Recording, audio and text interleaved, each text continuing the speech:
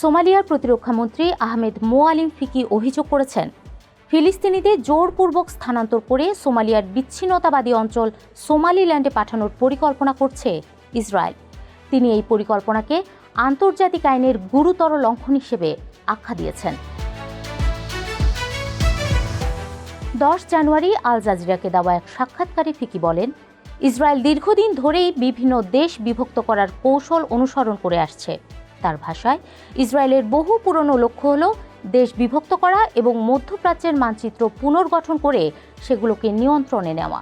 সেই ধারাবাহিকতায় তারা উত্তর পশ্চিম সোমালিয়ায় এই বিচ্ছিন্নতাবাদী গোষ্ঠীকে কাজে লাগাতে চায়। ইসরায়েলি প্রধানমন্ত্রী বেনিয়ামিন নেতানিয়াহুর প্রতি আহ্বান জানিয়ে সোমালিয়ার প্রতিরক্ষামন্ত্রী বলেন, সোমালিল্যান্ডকে স্বীকৃতি দেওয়ার সিদ্ধান্ত প্রত্যাহার করতে হবে। তিনি বলেন, এটি সোমালিয়ার সার্বভৌমত্বের ওপর সরাসরি আঘাত।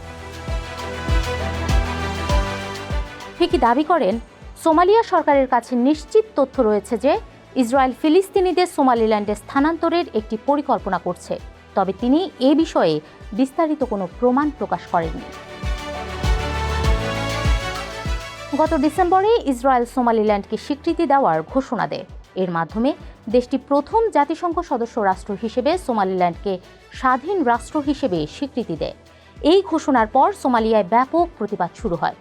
প্রেসিডেন্ট হাসান শেখ মোহাম্মদ জানান, সোমালিল্যান্ড নাকি ইসরায়েলের কাছ থেকে স্বীকৃতির বিনিময়ে 3টি শর্ত মেনে নিয়েছে: ফিলিস্তিনিদের পুনর্বাসন, আদেন উপসাগরের উপকূলে একটি সামরিক ঘাঁটি স্থাপন এবং আব্রাহাম চুক্তিতে যোগ দেওয়া।